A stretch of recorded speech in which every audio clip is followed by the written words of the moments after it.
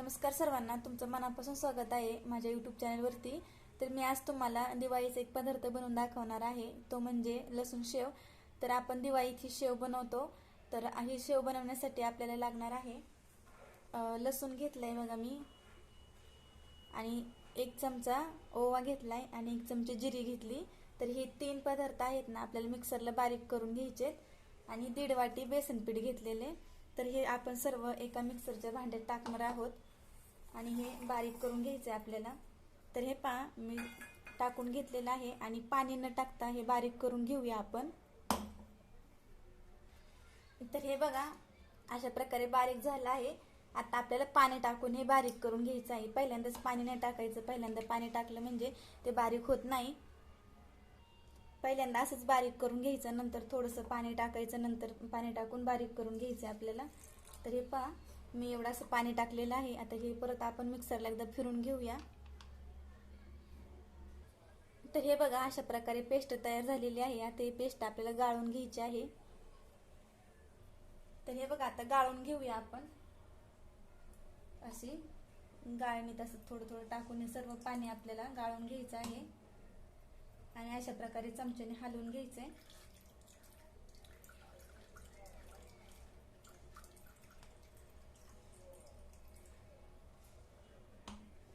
सर्व याच प्रकारे आपण गाळून घेऊया।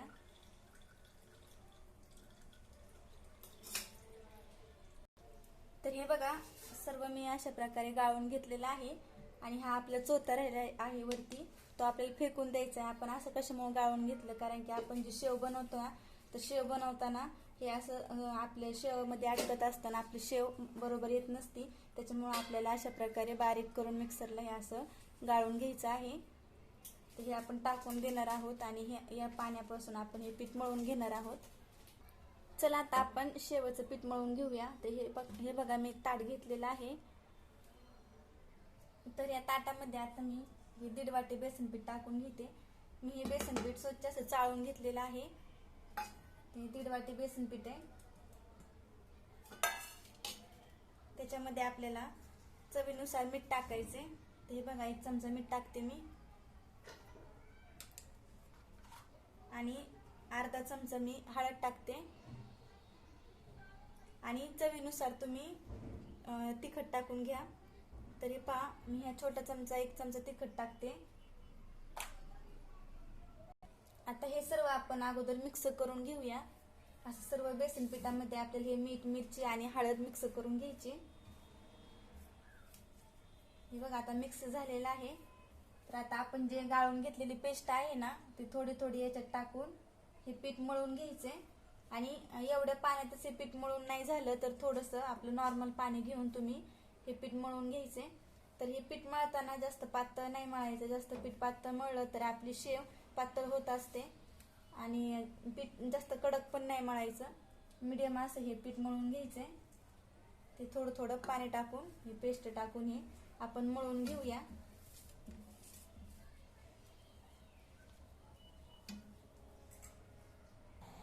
तर हे बघा, आपलं पीठ मळून झालेलं आहे आणि साईडचं असं चमच्याने खरडून घ्यायचंय आपल्याला।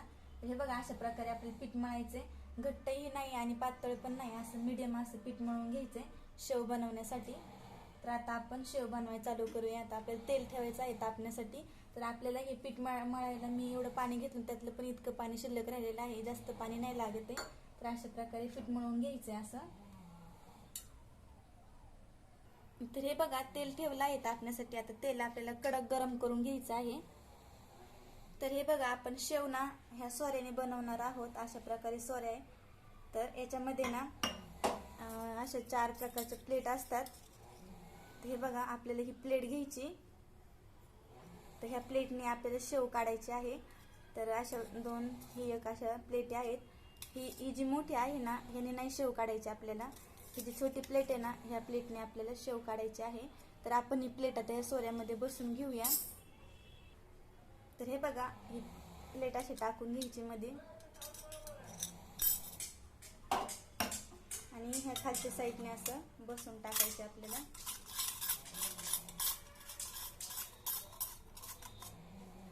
पॅक बसून टाकायची, आणि ह्याच्यामध्ये आता हे मिश्रण भरून घ्यायचं आपल्याला।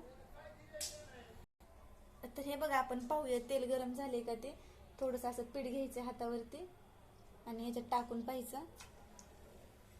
पीठ पटकन वरती आलं का मग तेल आपलं कडक गरम झालं म्हणायचं. तर बघा थोडंसं पीठ खालीच आहे, अजून वरती नाही आलं तर तेल आपलं गरम नाही झालं. ते 1 मिनिट आपण अजून ठेवणार आहोत. तर हे बघा थोडंसं पाणी घ्यायचं असं फुलपात्र्यामध्ये, थोडंसं असं हात ओला करून घ्यायचा आणि हे पीठ थोडं असं हाताने तोडून घ्यायचं आणि ह्या सोऱ्यामध्ये भरायचं आहे आपल्याला. असं मध्ये हवा जायला जागा नाही ठेवायची, असं आपण हातानेच भरून घेऊया. फुल असं सोऱ्या भरून घ्यायचंय. तर हे बघा अशा प्रकारे याच्यात मिश्रण आपल्याला भरून घ्यायचंय आणि हे याच्यावर ठेवून असं दोन्ही हाताने दाबून घ्यायचंय. तर आता मला काही येत नाही करायला, तर आमच्या ताई तुम्हाला करून दाखवतात शेव. तर तेल असं कडक गरम करून घ्यायचंय आपल्याला. तर आता आपण शेव बनवून घेऊया.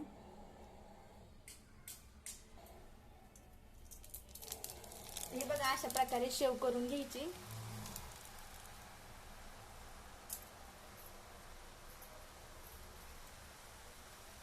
कडकच तेल करायचंय आपल्याला, त्याच्यामुळे आपली शेव मस्त अशी होत असते. करू का पलटी आता?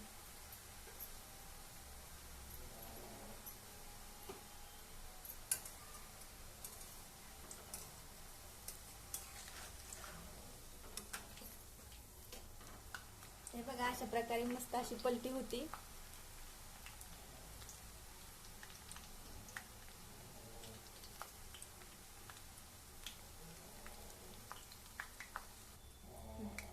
पलटी आता असं लालसर रंग येईपर्यंत शेव आपल्याला तळून घ्यायची.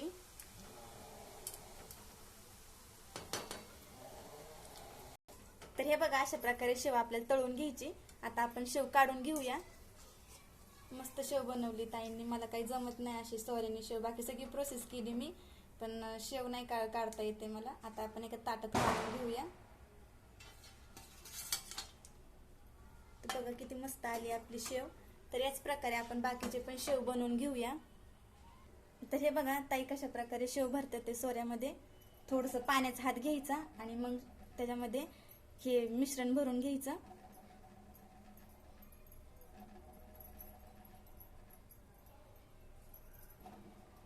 आता शेव काढून घेऊया.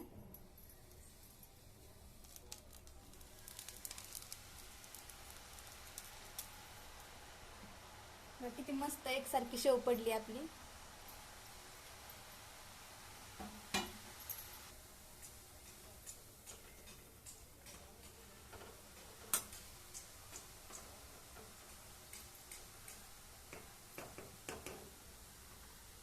तर हे बघा अशा प्रकारे लालसर शेव आपल्याला तळून घ्यायची, कच्ची नाही ठेवायची. तर अशा प्रकारे शेव तळायला आपल्याला साधारणतः 3 ते 4 मिनिट लागलेले आहेत. बघा दुसरी पण आपला घाणा तयार आहे.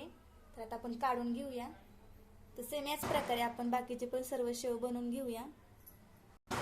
तर शेव तळण्यासाठी आपल्याला गॅस फुलच पाहिजे. जर आपण बारीक गॅस केला तर शेव आपली पटकन तळत पण नाही आणि लूज शेव होती. त्याच्यामुळे फुल गॅसवरच आपल्याला शेव तळून घ्यायची. तर 3 ते 4 मिनिटात आपली शेव तळून होत असते. तर हे बघा आपली शेव बनवून तयार आहे. तर 1.5 वाटीमध्ये बघा एवढी आपली शेव तयार झालेली आहे. 1.5 वाटी बेसन पिठामध्ये 4 वेळे आलेले आहेत. आणि किती मस्त झाली शेव बघा ना आपली, अशी कुरकुरीत पण झाली. बघा कसा आवाज येतोय आणि लगेच मोडली जाते बघा. तर याच्यामध्ये मी तांदळाचं पीठ असं काही मिक्स नाही केलेलं, तर फक्त आपलं बेसन पीठ आणि बाकीचे साहित्य त्याच्यामध्ये मिक्स करून पीठ मळलेलं होतं. तर अशा प्रकारे आपली शेव झालेली आहे. तर कशी वाटली शेवची रेसिपी ते नक्की कमेंटमध्ये सांगा. व्हिडिओ आवडला असेल तर एक लाईक करा आणि चॅनलला सबस्क्राईब करा. तर व्हिडिओ पाहिल्याबद्दल धन्यवाद. तर अशा प्रकारे शेव बनवून तुम्ही एका डब्यामध्ये भरून ठेवा. तर 15 ते 20 दिवस या शेवला काहीच होत नाही आणि त्याचा कडकपणा हा असाच राहतो.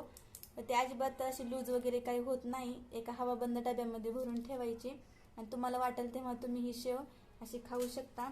किंवा ह्या शेवचा आपण चिवडा पण बनवतो आणि अशी कोरडी खाल्ली तरीही चालते. लहान मुलांना अशी शेव नक्की बनवून द्या. तर व्हिडिओ पाहिल्याबद्दल धन्यवाद.